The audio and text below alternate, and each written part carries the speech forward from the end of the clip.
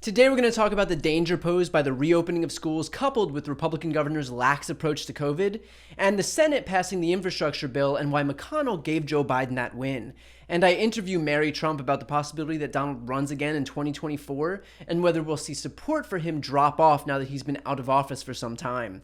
I'm Brian Tyler Cohen, and you're listening to No Lie.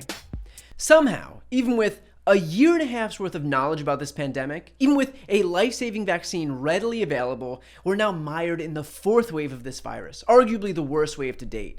But here's what's leagues worse, and that is that we're now seeing this fusion of every element of the GOP's mishandling of this pandemic finally come together.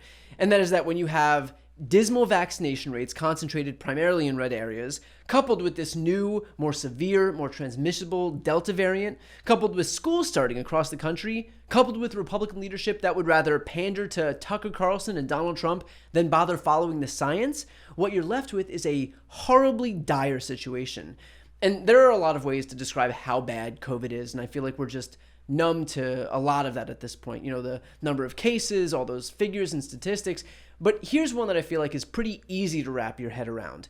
There is no room left in the hospitals. There are no more ICU beds left in Mississippi. There is no more pediatric ICU beds in North Texas. There are no more ICU beds left in Arkansas. There are no more ICU beds left in Nashville, Tennessee.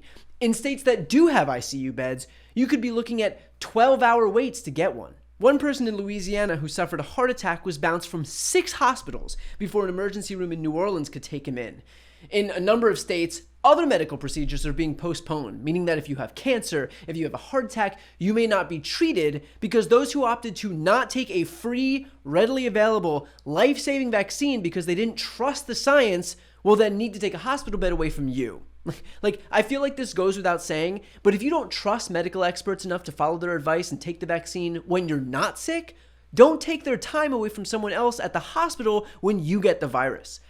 And all of this is being exacerbated by the fact that schools are also reopening in these states, and they're doing so without mask mandates, all because Republican governors are more concerned with winning culture wars than winning the war against a deadly virus that's already killed 630,000 Americans. DeSantis signed an executive order banning school districts from imposing mask mandates, claiming that the decision of whether a kid uses a mask in school or not is an issue of choice and freedom, which is so completely based. Deciding whether to eat brownies or salad for lunch is an issue of choice and freedom. But acting as a human vector for a deadly virus isn't freedom, it's a public health threat. And my right not to die supersedes your right to go out into society and do whatever you want, just like it always has. You can't walk into Pizza Hut and pee on the table. You can't go into the movies naked. You can't drive 190 miles per hour on the highway. We have rules that we all have to follow. That's the social contract that we signed. That's what it means to be a functioning member of society.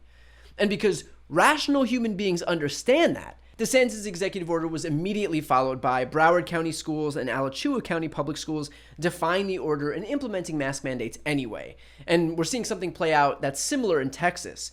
Amid Abbott's executive order banning mask mandates in schools, 5 of the top 10 largest school districts in Texas defied the order. That includes Dallas, Austin, Fort Worth, Northeast, and Houston.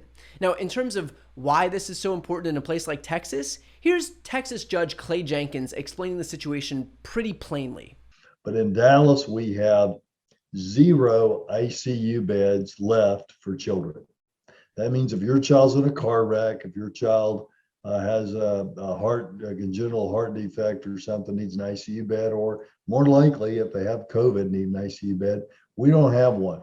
Your child will wait for another child to die. Your child will just not get on the ventilator. Your child will be care flighted to Temple or Oklahoma City or wherever we can find them a bed, but they won't be getting one here unless one clears. And that's been true for about 24 hours. It's not much better for adults. And you say, well, what about Fort Worth? Why can't they go to Collin County or Denton County? Well, let's talk about ICU beds in those counties. In our 19 county areas, which include those counties and many others, as far as 100 miles away, we have 0 ICU beds left for our children. I don't know how much clearer you can get than that. Like, we're talking about kids, school children. So impose the mask mandates and do it everywhere, because I can promise you that wearing a piece of cloth over your face is not more difficult than going to the funeral of an 8-year-old.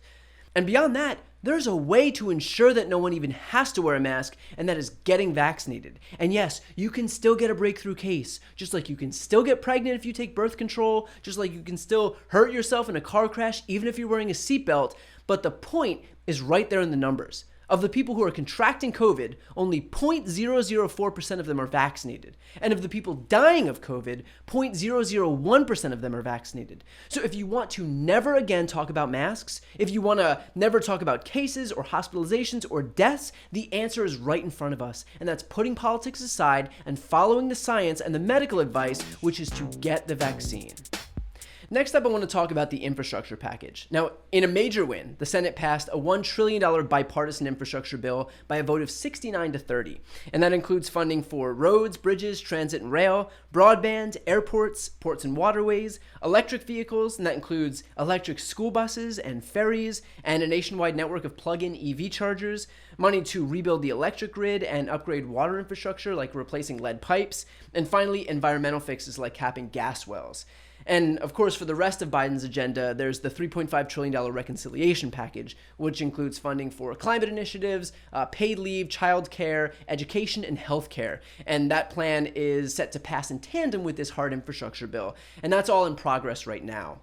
Now, while this $1 trillion bipartisan bill passing is objectively good, it still begs the question, why would Mitch McConnell vote for it? Why would 19 Republicans defect? Now remember, this is the guy who only a few weeks ago said this. 100% of my focus is on stopping this new administration. So why hand Biden a win? It's one of two things, and both are obviously beneficial for Republicans.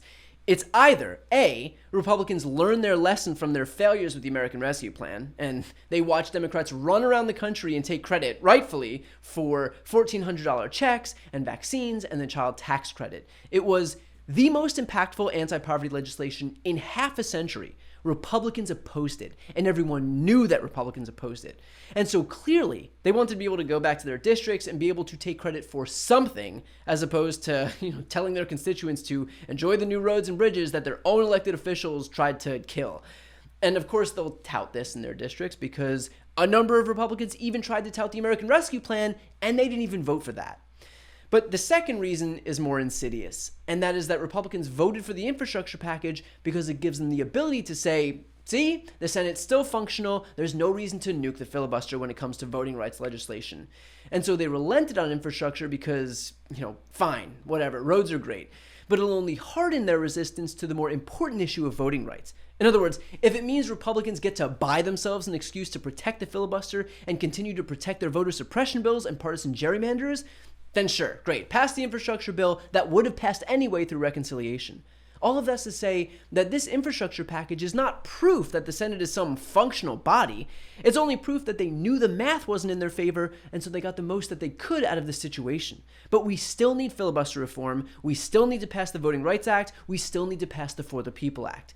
If anything, Republicans doing the seemingly impossible and finally conceding some bipartisanship, all to undermine Democrats' argument for filibuster reform, should show you just how urgent it is. Republicans are banking on this being the Democrats' last legislative achievement before they're legislated out of government. If you don't want that to be the case, keep the pressure up for Senate Democrats to get voting rights legislation passed in September when the Senate's back in session. Schumer promised that this is what the Senate would be taking up next, and with redistricting happening right now, this is our only shot. So the infrastructure bill passing doesn't take the place of voting rights passing. It's not either or, it's infrastructure and voting rights. So we can and should celebrate this monumental win and keep our eye on the ball for what's next. To check out my interview with Mary Trump about the possibility that Donald runs again in 2024 and whether we'll see support for him drop off now that he's been out of office for some time, click on that video right here on this screen.